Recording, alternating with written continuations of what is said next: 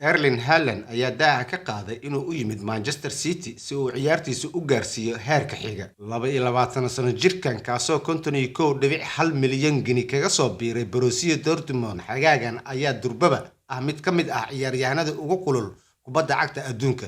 Laakiin waxaa lagu xisaabtamayaa inay jiraan waxyaabo badan oo imaan kara Pep Guardiola naadigiisa Man City. Xidiga heerka caalami ee dalka Norway ayaa u sheegay Sky Sports, aniga ahaan weeraryahan ahaan waxay ila mid tahay sida aan wax ugu qaban karo garoonka, waxayna ku saabsan tahay dareenkayga sida aan wax u gaarsiin karo sida ugu wanaagsan ee suurtogalka ah iyo horumarinta wax badan sababtoo ah wali waxaan ahay 22 sano jir. Kooxdu waxay noqon doontaa mid aad u wanaagsan, wax walba waan ka fiicnaan karaa. Haaland waxaa laga yaabaa in noloshu ay si cadaalad ah uga duwan tahay Bundesliga, halkaas oo ay jiraan kaliya 2 kooxood oo u tartamaya horyaalka Premier League waa mid aad uga tartan badan divisionada. Haaland wuxuu ku riyaaqayaa tartanka. Waxaan rajaynayaa inaan daawado garoomada oo aan dareemo jawiga iyo xifaaltanka, ayuu raaciyay Haaland. Annaga oo ka soo horjeedna iyaga taageerayaasha oo iska soo horjeeda, tani waa wax aan jeclahay, sidoo kale waana dareenka ciyaarta. Waxaa hubaal ah inay adag tahay, tanina waa waxa soo jiidashada leh ee ku saabsan Premier League.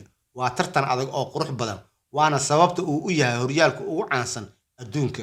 Rio Ferdinand ayaa aaminsan in waxa ka dhacaya daaha gadaashiisa ee Chelsea kadib markii uu dhawaan Thomas Tuchel aflagaadeeyay kooxdiisa Chelsea kadib guuldaradii 4-0 ee kala kulmeen Arsenal. Tababaraha Blues ayaana damaanad qaadi karin in kooxdiisa ay diyaar u noqon doonto xil ciyaareedka cusub ee Premier League kadib guuldaradii 4-0 ee Arsenal kaga soo gaartay bishii hore. Chelsea ayaa si walaac leh u badisay hal kulan oo ka mid ah 3 kulan ee saaxiibtinimada ee Mareykanka ku wajahday Club America, Charlotte iyo Gunners. Inkastoo halyeygii hore ee Manchester United Ferdinand uusan aad u eegin natiijooyinka Chelsea ee isku diyaarinta xil ciyaareedka cusub, haddana wuxuu ka walaacsan yahay falcelinta Tuchel ee guuldaradii Arsenal. Waxa uu qabaa in Tuchel uu ka xanaaqi karo horumar la'aanta kooxda ee suuqa kala iibsiga. Chelsea ayaa xagaagan la soo wareegtay 4 ciyaartoy oo waaweyn kuwaas oo kala ah Raheem Sterling, Kalidou Koulibaly, Carne Chukwuemeka iyo kadib markii ay Barcelona kala wareegtay Andries Christensen iyo Antonio Rudiger oo si xor ah ugu biiray Real Madrid. Romelu Lukaku ayaa sidoo kale ka tagay Stamford Bridge kadib markii uu dhaliyay kaliya 8 gool Premier League xil ciyaareedkii hore. Waxa uu dib ugu biiray Inter Milan heshiis amaah ah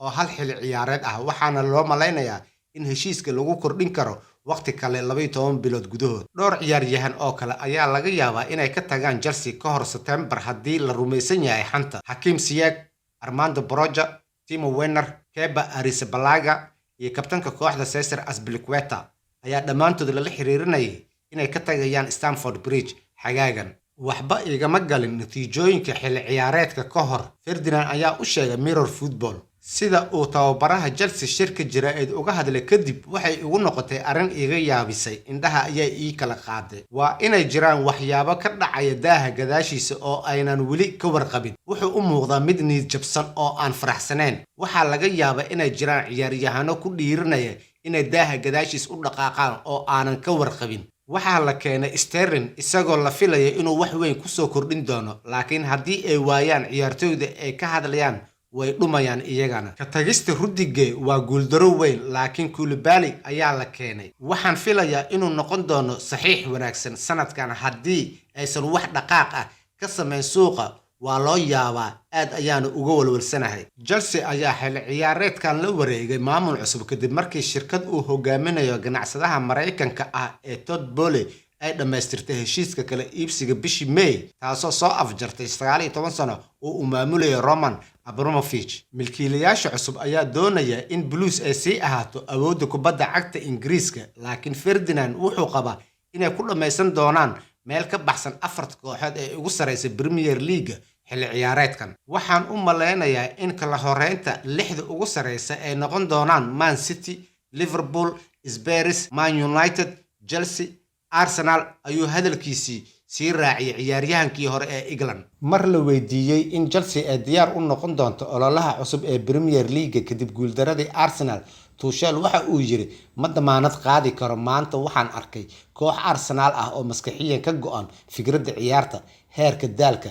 heer jireedka oo aynan u dhigmi karin. Sidoo kale heer maskaxeed oo naga maqan sababtoo ah waxaan haysanaa ciyaartooy badan oo ka fikiraya inay baxaan oo ay eegaan dooqyadooda. waxaa jira ciyaaryahano naga tagay. waxaan u malaynaynaa in xilligan ay taasi caddahay. Marka Tuchel wuu niyad jabsan yahay mana u malaynaya inuu diyaar u noqon doono ololaha cusub ee Premier League, ayuu yiri Ferdinand.